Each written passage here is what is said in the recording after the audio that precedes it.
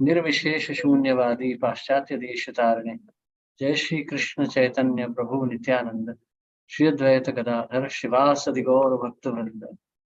Hare Krishna Krishna Krishna Hare Hare, Hare Ram Ram Ram Hare Hare. Yes, so which text are we doing today? Number 14, Guruji.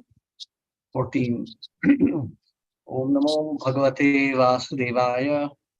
Om Namo Bhagavate Vasudevaya.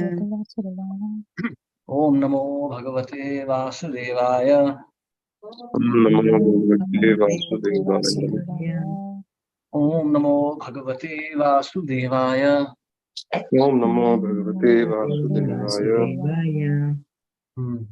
Yad vachi tantyam gunakarma damabhi. Yad vachi tantyam gunakarma damabhi. Sudhustarer vatsavayam suyojita. Sudhustarer vatsavayam suyojita. Sarve vahamo balim ishwaraya. Sarve vahamo balim ishwaraya. Prota nasiva tripade chatushpada. Prota nasiva tripade chatushpada. Yes, would someone like to read? May I read, Prabhuji? Yes, please. Thank you, Ji. Hare Krishna. Hare Krishna. Shri Prabhupada Ji ki jai. Translation. My dear boy, all of us are bound by Vedic injunctions to the divisions of Varnashrama according to our qualities and work. These divisions are difficult to avoid because they are scientifically arranged. We must therefore carry out our duties of Varnashrama Dharma like the bulls obliged to move according to the direction of the driver pulling on the ropes knotted to their noses. Purport. In this verse, the word Tantyam Guna Karma Damabhi is very important. We each get a body according to our association with the gunas, the qualities, and the modes of material nature, and we act accordingly. As stated in Bhagavad Gita, the four orders of the social system, namely Brahmana, Kshatriya, Vaishya, and Shudra, are arranged according to the guna, karma, and their qualities and work. There is some controversy about this, however, because some say that since one receives a body according to the guna and karma of his past life, it is one's birth that determines his social status. Others say, however, that one's birth according to the guna and karma of the past life is not the essential consideration, since one can change his guna and karma even in this life. Thus, they say that the four divisions of the social order, Brahmana, Kshatriya, Vaishya, and Shudra, should be arranged according to the guna and karma of his life. This version is confirmed in Srimad Bhagavatam by Narad Muni. While instructing Maharaj Yudhishthir about the symptoms of guna and karma, Narad Muni said that these symptoms must govern the society, the division of society. In other words, if a person is born in the family of Brahmana as a symptom of a Shudra, he should be designated as a Shudra. Similarly, if a Shudra has Brahminical qualities, he should be designated as a Brahmana. The Varnashram system is scientific.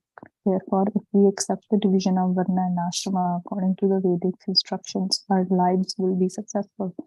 Unless human society is thus divided and arranged, it cannot be perfect. As stated in Vishnu Purana 3.8.9, Varnashrama charvata purushena parha puman Vishnur aradhyate pantha nanyat tattosha karanam.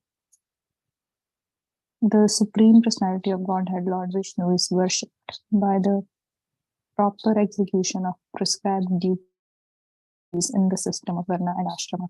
There is no other way to satisfy the Supreme Personality of Godhead. One must be situated in the institution of the four Varnas and Ashramas. All of human society is meant to worship Lord Vishnu. At the present moment, however, human society does not know that this is the ultimate goal or perfection of life. Therefore, instead of worshiping Lord Vishnu, people have been educated to worship matter. According to the direction of modern society, men think that they can advance in civilization by manipulating matter to build skyscrapers, build big roads, automobiles, and so on. Such a civilization must certainly be called materialistic because its people do not know the goal of life. The goal of life is to reach Vishnu, but instead of reaching Vishnu, people are bewildered by external manifestation of the material energy. Therefore, progress in material advancement is blind, and the leaders of such material advancement are also blind. They are leading their followers in a wrong way. It is best, therefore, to accept the injunctions of the Vedas, which are mentioned in this verse as Yadvachi. In accordance with those injunctions, everyone should find whether he is a Brahmana, Kshatriya, Vaishya, or Shudra, and should thus be educated accordingly. Then his life will be successful. Otherwise, all of human society will be confused. If human society is divided scientifically according to Varna and Ashrama, and if the Vedic directions are followed, one's life, regardless of its position, will be successful. It is not that Brahmanas will be elevated to the transcendental platform, but not the Shudras. The Vedic injunctions are followed, all of them. Brahmana, Kshatriya, Vaishya, and Shudra will be elevated to the transcendental platform and their lives will be successful. The injunctions in the Vedas are explicit directions from the Supreme Personality of Godhead. The example cited in this verse is that bulls tied by the ropes in their nostrils move according to the direction of the driver. Similarly, if we move according to the instructions of the Vedas, the perfect path of our lives will be set. Otherwise, if we do not move in that way, but act according to our whimsical ideas, our lives will be spoiled by confusion and will end in despair. Actually, because people at the present moment are not following the instructions of the Vedas, they are all confused. We must therefore accept this instruction by Lord Brahma to Priyavrata as the factual scientific direction leading to the success of life. This is also confirmed in the Bhagavad Gita 16.23. Ya Shastra Vidhim Utsrajya Vartate Kama Karta Na Sa Siddhim Avapnoti Na Sukham Na Param Gatim. If we do not live according to the injunctions of the Shastras, the Vedas, we shall never achieve success in life, to say nothing of happiness or elevation to the higher statuses of life. Thank you, Ji. Hare Krishna, Guruji. Hare Krishna. Thank you very much. So Srila Prabhupada here is talking about Brahmaji is actually in the beginning talking about the fact, actually Brahmaji is quoting that verse from Gita, Prakrite kriyamanani gunai karmani sarvasha ahankara vimuda atma kartahamiti manyate. If you see very carefully, my dear boy, all of us are bound by Vedic injunctions to the divisions of Varnashram according to our qualities and work. We must therefore carry out our duties of Varnashram dharma like bulls obliged to move according to the directions of driver pulling on ropes knotted on their noses. So you see, in this material nature, the living entity is meant to act according to his nature. Everyone is bound by that. For example, we see that here in Europe, people can tolerate cold and Indians can tolerate heat. But if you exchange the places, it becomes unbearable for both. That's Prakriti. That's just the nature acting. So if someone can, we see there are weightlifters who can lift 100 kilos, 120 kilos. And we see chess players who can, now there's some Chinese man who has become world champion. A weightlifter, if he may be very powerful, but if you start training him in chess, he'll not be able to do anything. He'll make very little progress. These are different natures of different living entities. They may look externally similar, but the natures are quite different. Every living entity is unique. So in this way, everyone is guided by his own nature only. Prakrite kriyamanani gunai karmani sarvasha. So according to the natures that one has acquired, human society is divided. So according to the nature one has acquired, one is forced to act. Now the real purpose of human life is to be established on the transcendental platform. Actually, Brahma Bhuta. Bhakti will come much later. The human being first must, seek escape from this material conditioning, Brahma Bhuta stage. So to be established on the transcendental platform, one must be able to escape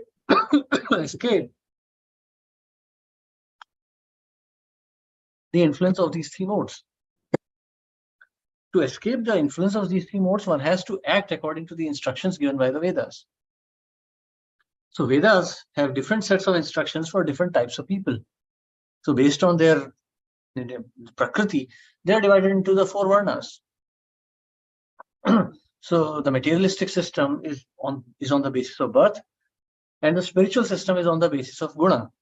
Chaturvarna Maya system, guna karma vibhagasha. Krishna is saying, guna and karma. So birth is an indicator of some inclination, but beyond birth, the activities are actual indicator of one's true nature. So one has to take the varna according to the nature he has acquired, not according to the birth. That is the scientific system, and even Mahabharata even Srimad Bhagavatam is supporting the same system. If one follows the rules and regulations of Varnashram, one will be able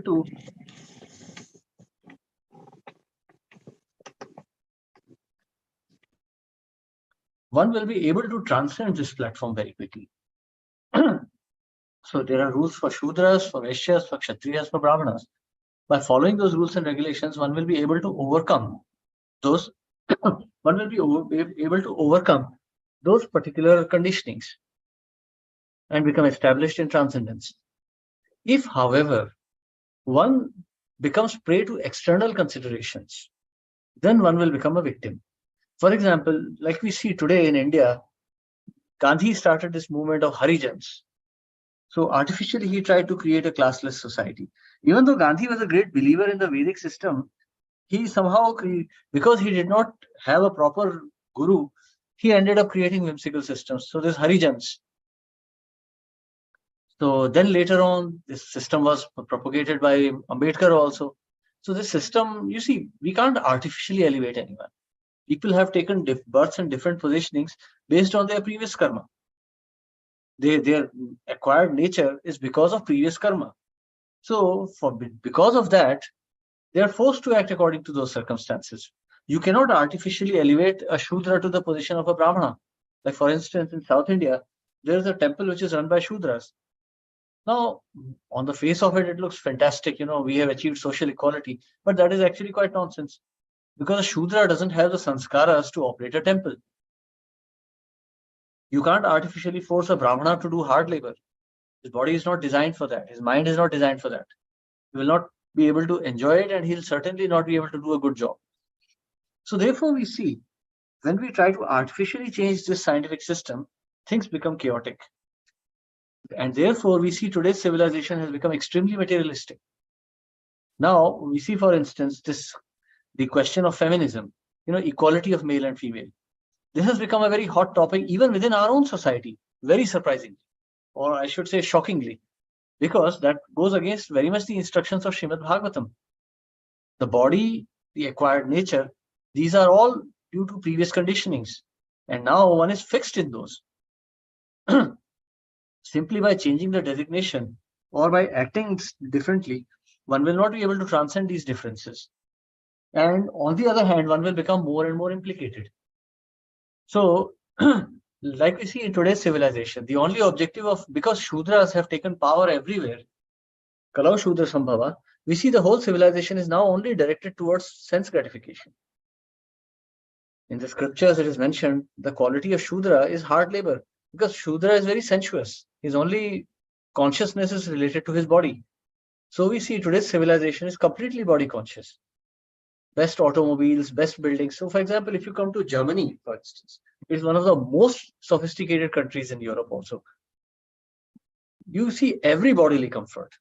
Electronically controlled taps, you just wave your hand and water will come, warm water, cold water. Like everything is very nicely arranged for bodily comfort. But when it comes to spiritual understanding, it is zero. It's all animal civilization. Eating, sleeping, mating, and defending. Srila Prabhupada used to say, the dog eats garbage from the gutter. You eat garbage, you eat in a fancy restaurant. The dog runs around on 4 legs. You run around in 4 wheels. The dog sleeps on the pavement. You sleep in a nice cozy bed. The dog has sex on the street. You do it in a fancy apartment. But beyond that, where is the difference? Ahara nidra bhaya maithunam cha. Samanyam etat pashubhir narana. Dharmo hi tesham adhiko vishesho dharmena hinah pashubhir samanam. So if there is no dharma, a very sophisticated human civilization is also just a dog civilization. Prabhupada used to call it dog civilization. In fact, Prabhupada was asked about civilization in US. Prabhupada just said, oh, there is no difference really. I mean, Europeans are just white aboriginals. Activities are the same. Otherwise, no quest for higher objectives of human life. It's just an aboriginal civilization which has technology. An aboriginal in Africa or Asia, he will just, hunt some animals in the forest. A white aboriginal in Europe will go to the forest in a fancy car and he'll shoot animals. But the objective remains the same. An aboriginal in Africa will just have sex with any woman he finds suitable. The same thing is going on in European cities also. Aboriginal has no idea of who he is. A European has no idea of who he is. And both are not at all curious about their objectives. So this is aboriginal civilization, animal civilization. So if Shudras come to power, this is what happens. Blind leading the blind. The leaders are sensuous Shudras. So the Praja also becomes sensuous Shudra. We see in India also now, everyone talks about development. Even our devotees are talking about progress, development of India. All complete nonsense. We have so many devotees. I knew one God brother of mine. He was very positive. The last time I met him, he was very positive about how India is growing economically. Then he suffered some illness and he's dead now. So where is India and where is he? And what is the use of this progress if he couldn't save himself?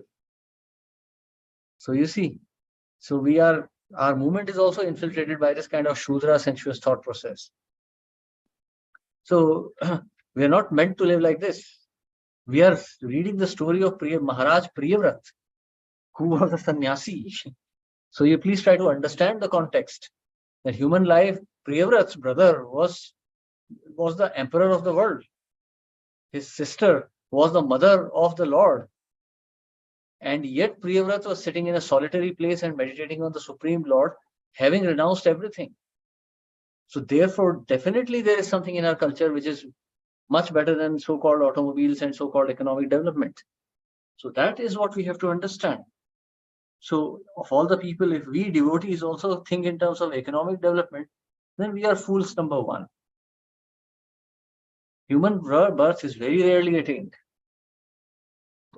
So everyone has to follow the injunctions of the Vedas and live according to the position that he has been given by the nature. And then one will be able to elevate himself. So in Bhagavad Gita, very nicely it is explained what are different objectives of what are the different duties of different varnas. Brahmanas, it is yajan, yajan, pathan, pathan, performing yajnas, studying, teaching. So these are the duties of Brahmana. Kshatriya's duty is protection, administration. Vaishya's duty is trade, krishi goraksha vanijya, agriculture, trade, and business. Agriculture, cow protection, and business. And Shudra's duty is to serve the other varnas through hard labor. And there is no harm in it. So if one feels artificially puffed up that, hey, I may be Shudra, but, I want to study or I want to be a leader, then that is gross bodily consciousness. So he may attain his material objectives, but spiritually he'll be lost. And that's why we see today, Brahmanas are working in banks, Brahmanas are working in engineering industries, Shudras are administrators, Kshatriyas are working in hard labor. So all this has gone topsy-turvy.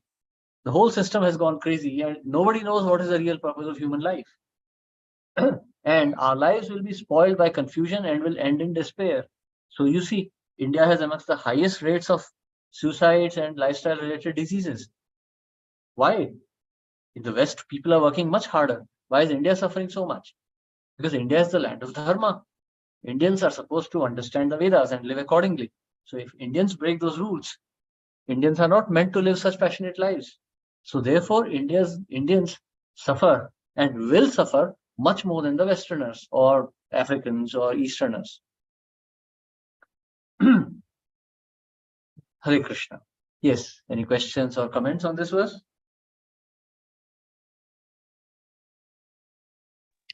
Hare Krishna, Prabhuji. Prabhuji, maybe not in the present times, but when the Varnashram system was actually existing and was properly followed, That time maybe birth was important, no? In establishing, because finally a person is born into a particular family, according as it is said in this purport also, that because some say that since one receives a body according to the guna and karma of his past life, that it is at one's birth determines his social status. So when the purity of the lineage was maintained that time, the Varnashram system, that time birth must be a significant contributing factor, no, in determining the Varna. Yes, Because definitely. Definitely. But you see, like there are gradients. The consciousness is not exactly fixed, it is like in gradations. So, like for example, someone who takes in the family birth in the family of Brahmanas, from the past life, he has some Brahmanical inclinations. So now the point is we are talking about the very subtlety. So of course, like the question is very good. So for example, if we see, like Dronacharya, for instance, he was a Brahmana, but his inclinations are very Kshatriya-like. I mean, he was lamenting the death of his son. He wanted to defeat Drupada, take his revenge.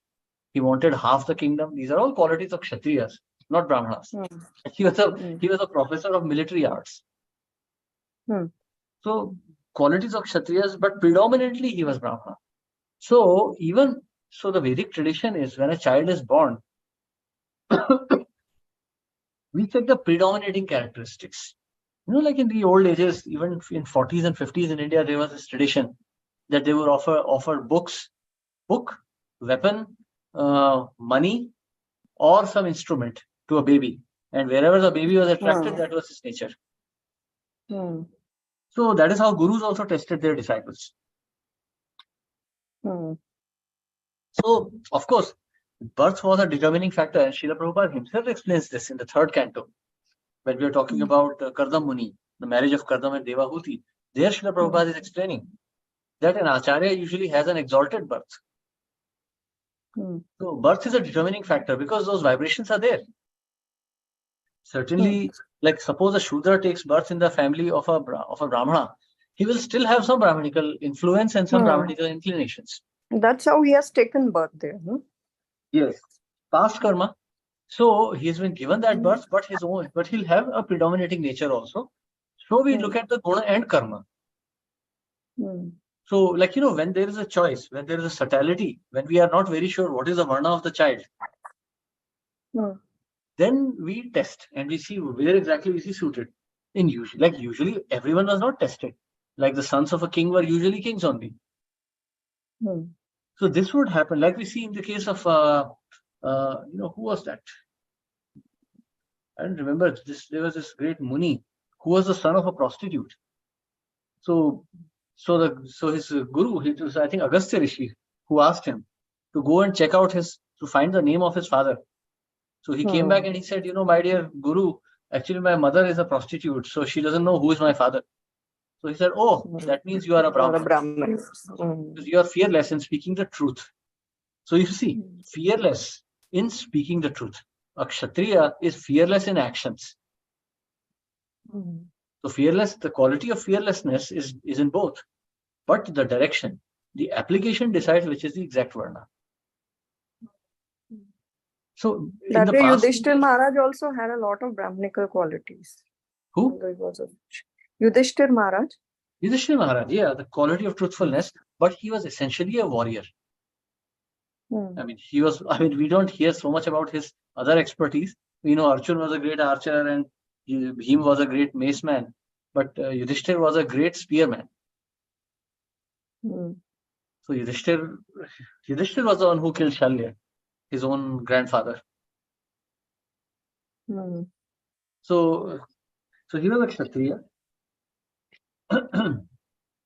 But you see, adherence to dharma, a Brahmana would not have hesitated when Krishna told him to tell a lie. He got a bit confused.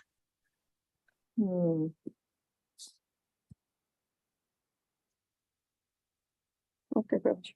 Thank you so much. Hare Krishna. Yes, anyone else? Questions or comments? Then we continue. Text 15.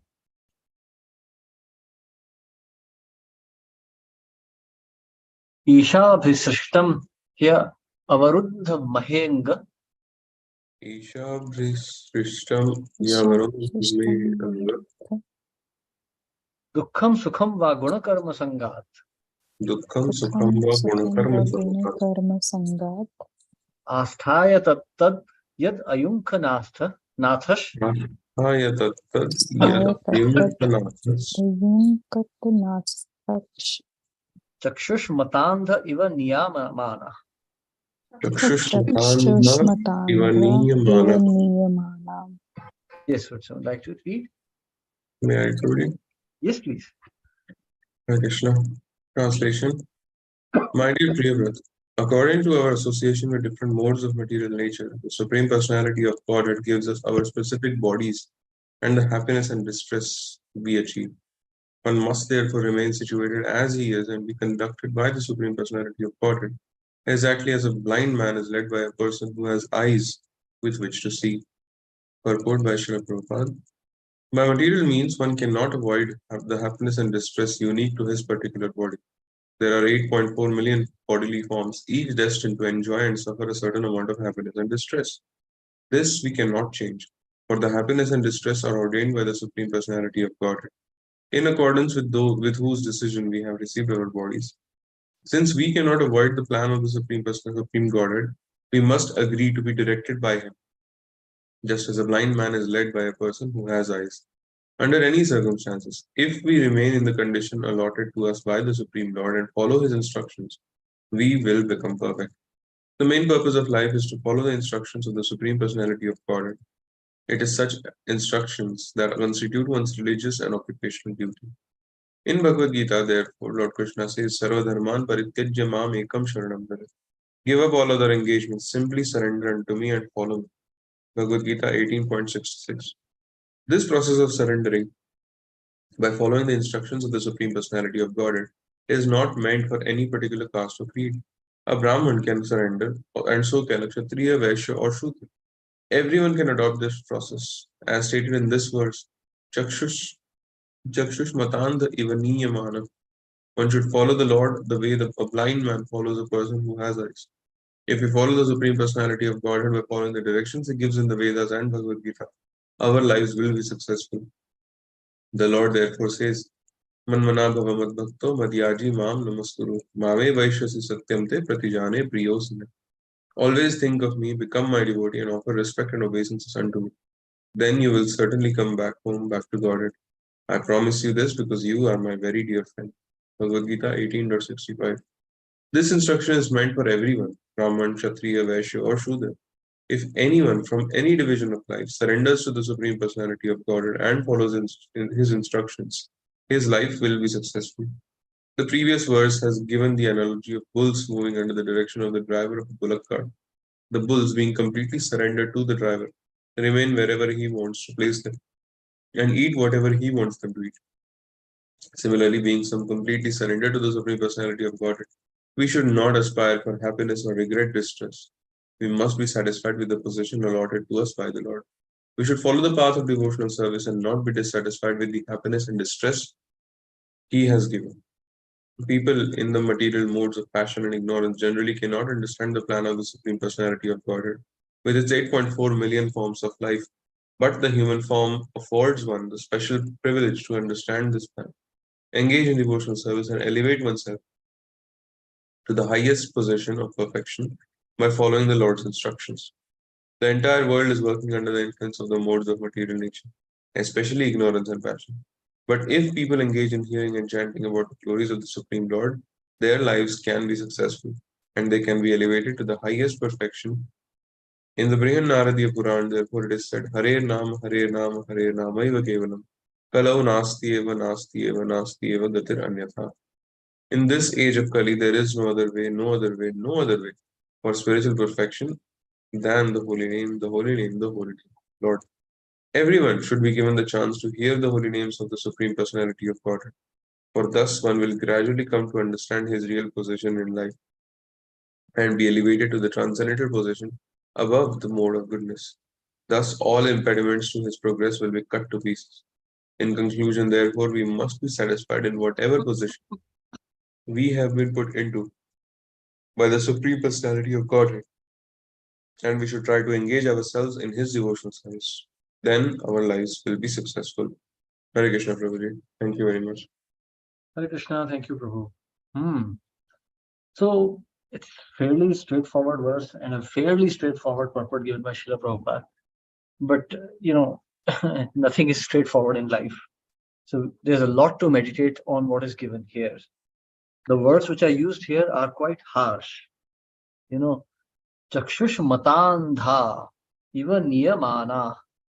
So conducted like a blind man is conducted by someone who is who has eyesight. What do we say? Chakshudan dilo jayi janme janme prabhu shayi divya jnana hriday prakashito. Now this is what we sing for Guru Puja. At least we should be singing. Then we also say, yasya prasadat bhagavad prasado yasya prasadat nagati kutopi. So you see, the Supreme Lord. See, we are living in the darkest of ignorance. Our very prayer begins with Om Ajnana Timirandhasya Jnananjana Shalakaya Chakshur Unmilitam Yena Tasmai Shri Guruve Namah. So Om Ajnana Timira Andhasya, the deepest, the darkest of darkness. This is what we are living in. We may think I am a brilliant engineer, I am a brilliant doctor, I am a brilliant administrator, but we are just blind. We have no knowledge of what is going on. Just to give you an example, till about 70s and 80s, when there was no satellite navigation, ships used to have a navigator and there was a helmsman. So you see in those old movies, you see a man turning a big wheel in a ship, steering the ship. That was known as a helmsman. So helmsman would turn the ship. The captain would say, 20 degrees right. So he would turn 20 degrees. It would say 20 degrees starboard. So he would turn the wheel 20 degrees. And he would have a window. But helmsman did not know where the ship was going really. He was just steering the ship. The navigator was looking at the charts. He was looking at the positions of stars. And he was deciding which course the ship should take. So the navigator was seeing the ship moving. The helmsman was simply turning it here and there. So just like that, we may think we are seeing, but we are not really seeing anything. Like, for example, if some disciple would come to Srila Prabhupada, Prabhupada would tell him, just take sannyas. Or if some other disciple would come, Prabhupada would say, oh, why don't you get married? So because Prabhupada could see, the disciples could not. When Chaitanya Mahaprabhu met Gopal Bhatta Goswami was just a boy, a small boy. So he was very fond of Mahaprabhu. So Mahaprabhu, of course, when time came, Mahaprabhu had to leave. And Venkat Bhatt and his wife and Gopal Bhatta Goswami, they were very sad to see him go. So Mahaprabhu instructed Gopal Bhatta. He said, stay with your parents, but don't get married. You serve them very nicely because they are pure devotees of the Lord. You serve them very nicely. When they leave this world, you go to Vrindavan and take shelter of Rupa and Sanatana Goswami. So you see, Mahaprabhu's instruction is very clear. He said, stay at home and serve your parents. But he said, don't get married. I mean, we hear so many times, no, don't stay at home. You have to get married or you join the ashram. No, Mahaprabhu did not say anything of that sort. Because he knew the direction that Gopal Bhatta Goswami was to take. Gopal Bhatta Goswami is the editor of all the Bhagavad literatures that we read now. In fact, it won't be an exaggeration to say that we are studying all this Bhagavatam and all the Bhagavad literatures because of Gopal Bhatta Goswami's mercy. He was the chief editor and he composed also, but he never put his name anywhere. That was his humility. So you see, that is the importance, because the Lord, his representative, the spiritual master can see, therefore they guide us. Now suppose there's a big storm in the sea and waves are rising. So, if any one of you have been to the oceans, not like ferries, but big oceans, you will see that waves come in swells. You have waves, like if you go to Juhu Beach, you'll see a wave coming up and down, but in ocean, there are swells. A swell is like maybe a 10-20 meter huge column of water which is rising. And it's dangerous, deadly. Small boats will simply be crushed by the swells. Ships also experience severe inconvenience when they enter the swells. The navigator knows which is the exact path to take. The helmsman may say, hey, the ocean looks there are too many swells here. But the helmsman knows which is the exact direction to take. The navigator knows which is the precise direction to take. The helmsman simply has to follow the instruction, even though it may appear illogical at that moment. The spiritual master may say something which may appear out of time or out of circumstance, but we have to follow it. For example, Srila Prabhupada would give some instructions. We cannot change it. Like one of Srila Prabhupada's instruction was that you can sing in any tune. But later on, he qualified it by saying that as far as possible, try to stick to the tunes given by the acharyas. So we take that instruction. We do not invent anything of our own. If we say, hey, things look a bit different now, Prabhupada didn't know this very well, so maybe I can make a change, then we'll be lost. Because Prabhupada is an acharya. Acharyas are Trikala Darshi. They know what is in the future also. So their instructions are timeless. In fact, it is for this reason that Vallabh Bhatt was criticized by Chaitanya Mahaprabhu. Vallabh Bhatt told Mahaprabhu, he said, I have given my own commentary to Srimad Bhagavatam because I do not accept the commentaries of Sridhar Swami. Sridhar Swami has written many ages ago. Times and circumstances have changed, so I have made my own commentaries. And Mahaprabhu was joking with him. Mahaprabhu said, he who leaves Swami, I consider a prostitute. So you see, that was it's a severe term of abuse, if you might call it. But that is how serious the offense was of saying that Sridhar Swami's commentaries are obsolete. So you see, to think that Srila Prabhupada's commentaries are obsolete is also the thinking of a prostitute. Srila Prabhupada's commentaries are as relevant today as they were 50 years ago. So we cannot make any changes because Srila Prabhupada can see, but we are blind. We are not self-realized. Prabhupada is. So we cannot change any instructions of Srila Prabhupada according to our whims. We have to follow exactly as they have been given. And if we follow, because the Lord knows our nature, the Lord knows the Prakriti. So Lord knows what is the best for us. So by following that, we will be delivered. A Shudra, when he renders physical service to the Varnas, his consciousness will become purified. He'll receive the blessings of Brahmanas. And in this way, he will be situated in transcendence. But if out of false pride, he wants to become like a Brahmana, he will be condemned. Because that's not his nature. So the Lord knows exactly what is good for us. So we must follow his instructions as they are given. Hare Krishna. Yes, any questions or comments?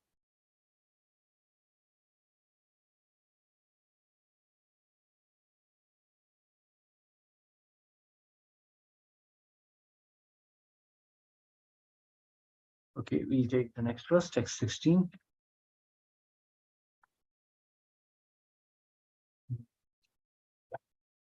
Mukto pitavad bibhrayat swadeham.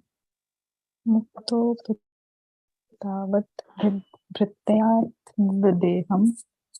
Arabdham ashnan abhimana shunya. Arabdham ashnan abhimana shunya. Yathanubhutam pratiyata nidra. Yathanubhutam pratiyata nidra. Kim tva anya dehaya gunan navritte. Kim tva anya dehaya gunan navritte. Read, Prabhu. Yes, please. Hare Krishna. Translation and purport by His Divine Grace from Prabhupada. Translation. Even if one is liberated, he nevertheless accepts the body he has received according to his past karma. Without misconceptions, however, he regards his enjoyment and suffering due to that karma, the way an awakened person regards a dream he had while sleeping. He thus remains steadfast and never works to achieve another material body under the influence of the three modes of material nature. Purport. The difference between a liberated and conditioned soul is that the conditioned soul is under the concept of bodily life, whereas a liberated person knows that he is not the body but a spirit, different from the body. Priyavrata might have thought that although a conditioned soul is forced to act according to the laws of nature, why should he, who was far advanced in spiritual understanding, accept the same kind of bondage and impediments to spiritual advancement. To answer this doubt, Lord Brahma informed him that even those who are liberated do not resent acting in the present body, the results of their past activities. While sleeping, one dreams many unreal things, but when he awakens, he disregards them and makes progress in factual life. Similarly, a liberated person, one who has completely understood that he is not the body but a spirit soul, regards past activities performed in ignorance and performs his present activities in such a way that they produce no reactions. This is described in Bhagavad Gita 3.9. Yagnartat karmano anyatra loko ayam karma bandhanaha. If one performs activities for the satisfaction of the Supreme Personality, the Yajna Purusha, his work does not produce reaction, whereas karmis, who act for themselves, are bound by the reactions of their work. A liberated person, therefore, does not think about whether he has whatever he has ignorantly done in the past. Instead, he acts in such a way that he will not produce another body by fruitive activities. As clearly mentioned in the Bhagavad Gita, Mam chayo Vabhicharena Bhakti Yogena Sevate Sa Gunan Samatityaitan Brahma Bhuyaya Kalpate. One who engages in full devotional service, one who does not fall down in any circumstance, at once transcends modes of material nature and thus comes to a level of Brahman. Bhagavad Gita 14.26. Regardless of what we have done in our past lives, if we engage ourselves in unalloyed devotional service to the Lord in this life, we will always be situated in the Brahma Bhuta or liberated state, free from reactions, and will not be obliged to accept another material body. Tvakta devam punarjanma naiti mam eti sarjuna. Bhagavad Gita 4.9. After giving up this body, one who has acted in that way does not accept another material body, but instead goes back home, back to Godhead. Hare Krishna. Hare Krishna, thank you very much, Prabhu. Mama cha yo avyabhicharena. So one who engages in devotional service and who does not fall down in any circumstances. Very important point here. So Priyavrat was very much worried. I am taking up a body. Now there will be so many inconveniences. Grahastha life means so many disturbances. One has to work. There will be politics because he was asked to be a king. So there will be intrigue. There will be killing. There will be so many things. So many unpleasant activities. So he's thinking, I am already liberated. Why should I take all those inconveniences? Why should I go back to why should I take a step backward? We have read, sannyasis are called vatamsi, one who eats the vomit if a sannyasi becomes a grahastha. So Priyavrat's thinking is also quite logical, but it is not completely logical. Because here he is not being asked to become a grahastha for his own enjoyment, but for the service of the Lord. So one who is liberated, for him, what is the difference? What is the difficulty? A jailer also has to go to jail. A prisoner goes to jail. A jailer also has to go to jail. No, a jailer cannot protest that hey, this is why should I go to jail? I am not a criminal. But no, that's his duty. He just goes there. He's not a prisoner there. He can walk out of the jail anytime he wants, but it is his duty. So he'll spend 9 to 5 in the jail, and that's his job. He just does it and then he goes. So a liberated soul also understands that this body is just a duty. He's just fulfilling it. So like acharyas, they are liberated souls. They just come here to give a lesson, they fulfill their duties and then they go. While accepting a material body, one has to accept some sufferings and some enjoyment. We have read in the first canto when Yudhishthir Maharaj went to take instructions from Bhishma Dev, he said the same thing. He said, you are suffering only on account of being in the material nature. Prabhupada is explaining that the suffering is only on the account of being in material nature. It is not because of Yudhishthir Maharaj's sins or his piety. Material nature means some difficulty will always be there. One has to just accept it as it is.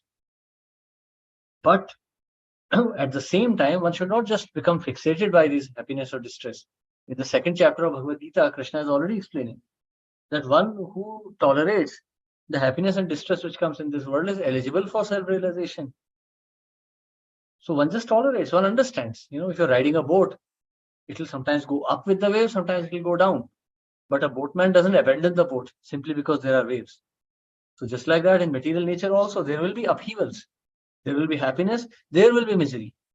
But that doesn't mean that one abandons one's spiritual duties. One has to follow the duties as they are given. So if one does it without falling down, without attachment to them, then one becomes eligible to receive the knowledge of the self. After living a life like that, so what does that life of liberation mean? Serving the Supreme Lord. Thinking of Krishna, acting for him. Savaya mana Krishna padarvindayo. So vachamsi Krishna gunanuvarnane. So he used all his senses only in the service of the Lord. Maharaj Ambarish was a king, and there were upheavals. We can see he had a great upheaval. Durvasa Muni wanted to kill him.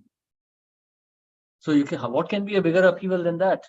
But he was undeterred. He accepted that as mercy of the Lord. Thought, okay, if this is what Lord desires, so be it. I will accept this. This is also the will of the Lord. And because he thought like that, the Lord protected him. Because Maharaj Ambarish did not think that being a king was a great thing. For him, being a king meant that he was just doing a duty in that position. He was not attached. He could have been a beggar also and still be happy, rendering his devotional service. So you see, that's the point. He had all the opulences of the world, but he was not attached to those. He was just interested in rendering his service. And therefore, the Lord protected him from great danger. So, in this condition, when one leaves the body, then one goes back to Godhead, because his consciousness is already situated in Krishna. So, antakale cha mam eva smaran muktva kalevaram ya prayati samadbhava yati nastyatra sanshaya. One who remembers me at the time of quitting this body comes to me. For of that there is no doubt. Why? And why does one think of Krishna at the time of death? How will one think of Krishna at the time of death? Only when one has thought of Krishna all through his life. If one is working for Krishna, Krishna will reward him. Like, if there's an accident, if there's a railway accident and a railway employee is killed, Railways provides family relief. They give a lot of money and then they'll give job to one family member. Why? Because the man died doing service to the railways. So if a man dies doing service to Krishna, Krishna gives shelter. Krishna will not just give shelter to you, but he'll give shelter to your family also. It's not that, a devotee, now there's a devotee, so the family will be abandoned. No, family will be protected by Krishna. They will be rewarded according to their consciousness, but they will be rewarded certainly. They will not have to suffer like ordinary people. So a devotee's family also is benefited simply because the devotee has affection for that family. So if you are a pure devotee, you see, now you may say, hey, I love my wife, I love my mother, I love my husband, I love my brother. Yes, very good, you love them. But if you really love them, you will not be just making rotis for them. If you really love them, you will be serving Krishna very nicely and praying to Krishna for them. Then Krishna will look favorably upon them. So you see, because the devotee has continuously worked for Krishna in this body, when the body is finished, he gets to work in a transcendental body. Because in this body, he is already situated in transcendence. He is already working for Krishna. So where is the question of death for him? It's just a change of vehicle. Hare Krishna. Yes, any questions or comments? Okay, so we stop here. Yeah, you have some comment? Just a comment that Brahmaji is indirectly also hinting Yukta Vairagya here. Right? Yes. He's saying disregards past activities performed in ignorance, perform his activities in such a way that they produce no reaction. Yes. So means he's from here on, this is again Krishna consciousness. So means this movement is not this particular yuga. I mean, this has been going on for such a long time. Yeah, this has been going on for God knows how. Like Prabhupada said, it's we don't even know how many bodies we have taken. Now we are here, that's about it. Now we should not True. miss this opportunity. True. ठीक है जी.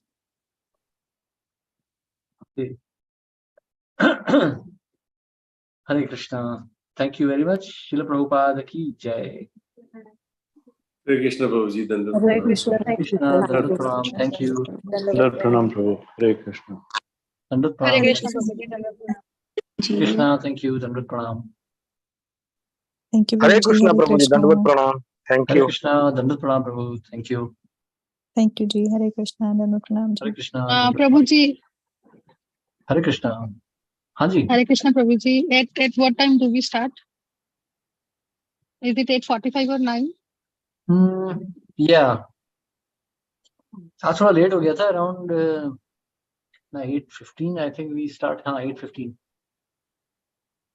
8:45. 8:45. हाँ 45. 8:45. Yes. Okay, Prabhu. Thank you. Thank you. Hare Krishna. Hare Krishna. Hare Krishna. Thank you, Prabhuji. Hare Krishna. Thank you. Hare Krishna.